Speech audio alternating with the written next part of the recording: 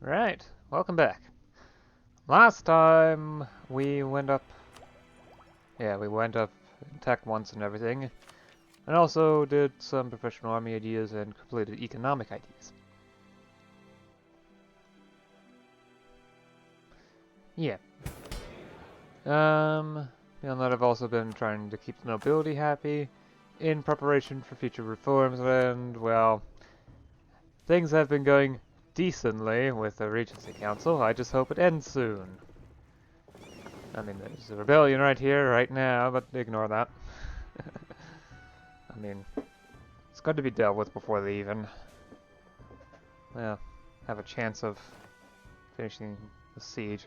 Perhaps before they even finish this siege phase, but I don't think so. It looks like it's too close for that to actually be the case.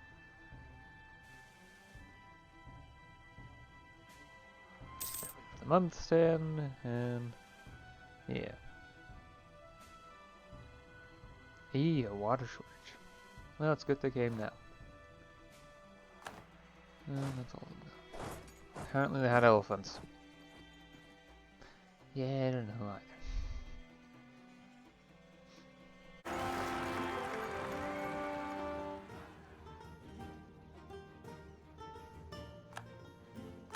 That was a revolt triggered by the succession decree.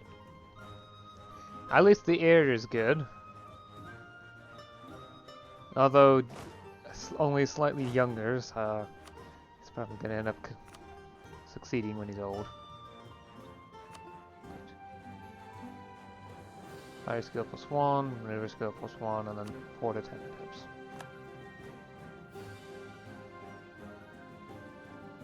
That was 5 pips. Great.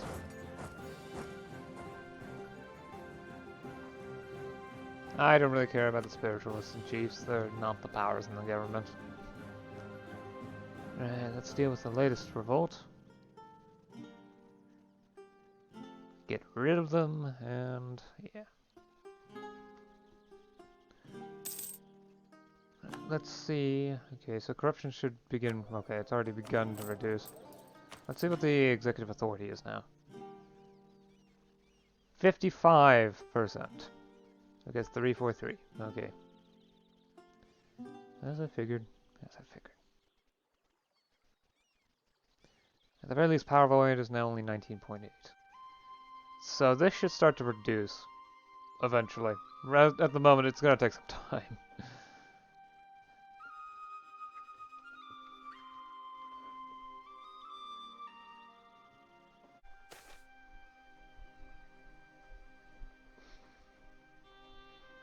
Of course, when I decided to get up and do something, like drink water, because it was taking so dang long, it finishes up the yearly calculations. Anyway.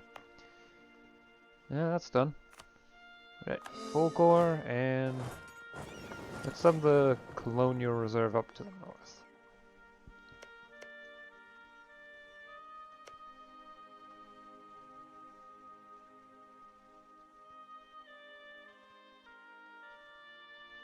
I wonder what region it is. This is just It's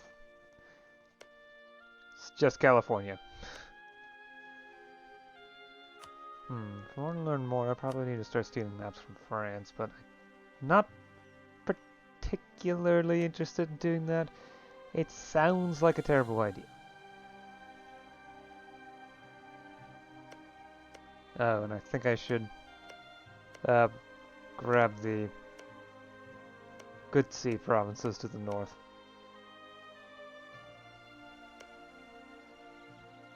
There we go.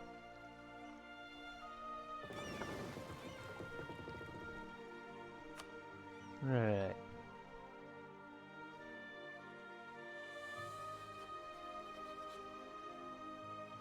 Oh yes, right, I wanted to offer the military access to give yet another increase to opinion.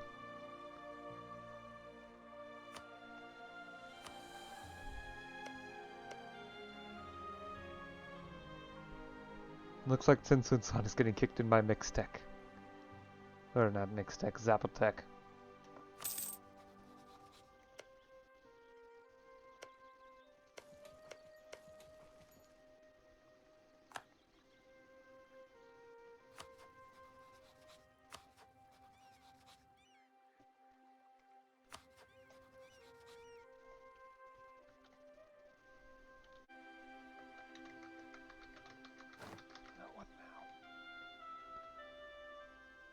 Oh, right, I can grab military staff.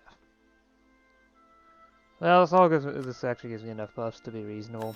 Plus 1.25 innovativeness, so why not? Wait, that actually provides an actually useful...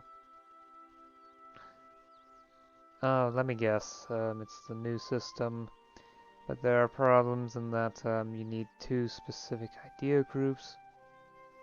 Yep, okay. And they're not actually displayed. Okay, so let's just get the yearly army professionalism one. I don't really need manpower cover speed, no, when I have staff corps. Yep, and it only displays we have both of them. Well, isn't that practical? I sure hope that ends up getting fixed later. I mean, I haven't actually played the newer versions of MNT 3.0s. I'm not sure if that's actually been fixed in the later releases of the alpha. Anyway, military staff. Leading an army is not a one-man job, and assisting such a leader is not a one-time job. General cost, minus 5%. Military advisor cost, minus 25%. Finisher bonus, plus 2.5% discipline, and plus 0.5% yearly army professionalism. And also combined with bureaucracy ideas, I get my first new policy, which gets me 1.5% yearly army professionalism. So this is going to rise rapidly. And I believe I should be... Shouldn't I be able to adjust the... Okay, no, not even... I already upgraded that, okay. So in hybrid military non-enlistment. But I actually like volunteers.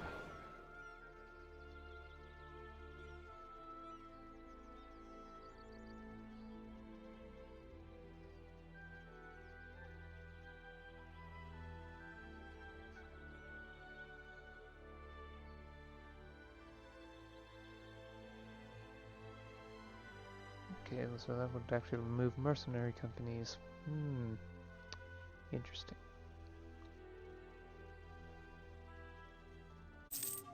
If I want to annex to Tonak, I better do it soon. It doesn't actually cost that many points, though.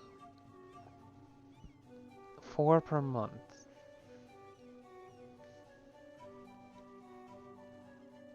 Problem is that's going to take over 100 months. 150 months.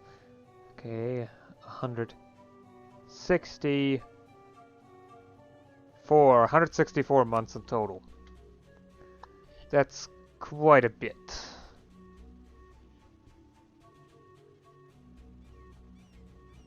That's 14 years, approximately.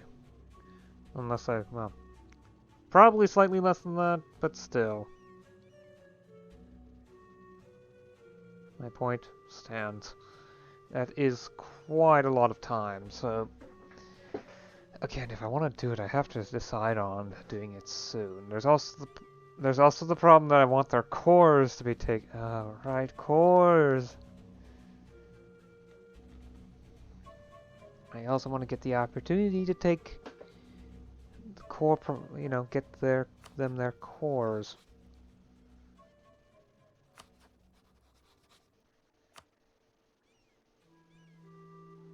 Castile isn't interested at all. Okay. Well. Okay, I guess I better prepare for that.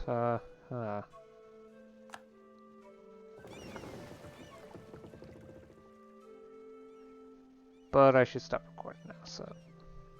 Right,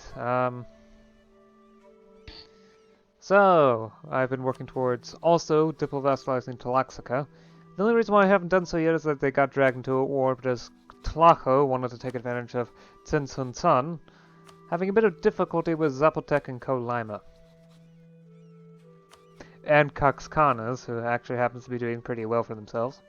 Good job. I've also finished colonizing this province, so I'm colonizing this province as well. I've also created a state over here.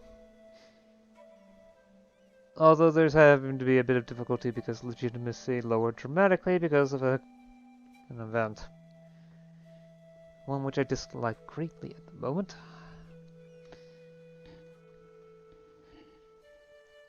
Anyway. So, it actually looks quite nice here. All filled in.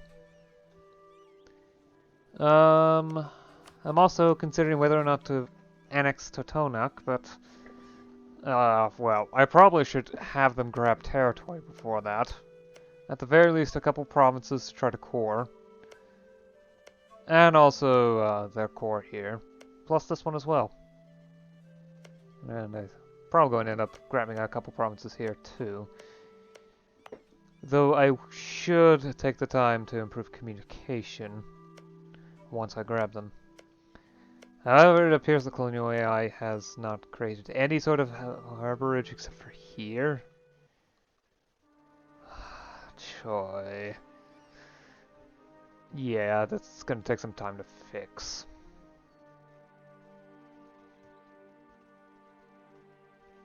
Okay. 1650 is also approaching, so that's when I'll grab one level in all of these. I should have enough in 3 years. Another thing that's happened that I've noticed is that due to transitioning to urban governance, which actually enables the citizen levy, which is very, very good, because the thing that I noticed is that I'm no longer relying on noble levies. Instead, I'm using some citizen service in my largest provinces, basically, and volunteers, in general in almost all of my provinces. Well, in a lot of provinces. Pretty much just about any province where I'm grabbing manpower from, I'm getting volunteers in some form. Although there are a couple exceptions, like this one is citizen service and not volunteers. Though that probably has to do with the autonomy level.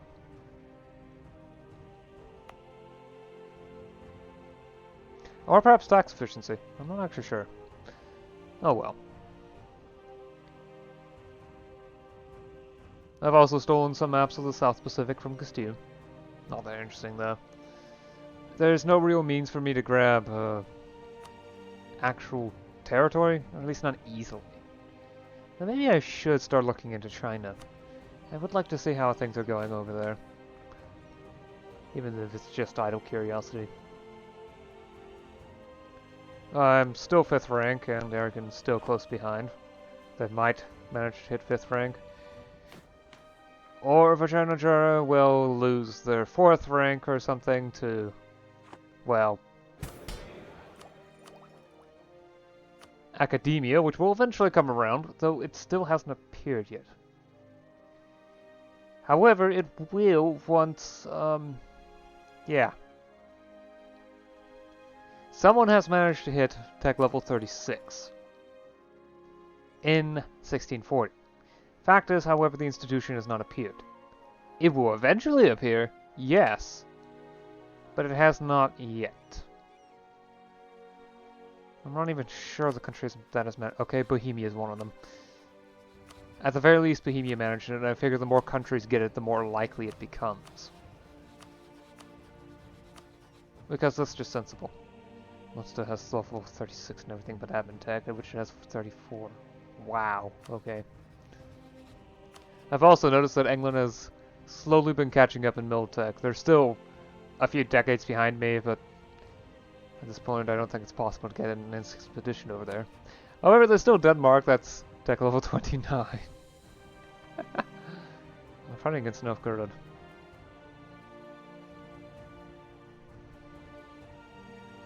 I still don't want to know anything about that. I mean, at least Sweden's still alive somewhat, but these provinces are colonized by Denmark. No. It just looks awful, almost certainly. Also, why French Columbia? Was this necessary? Anyway, that's good enough for now. Although, oh yeah, factions. The question is, do I want to try for reforms?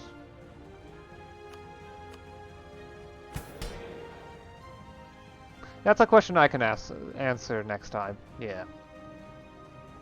I'll have time to think on this and all that, so... yeah.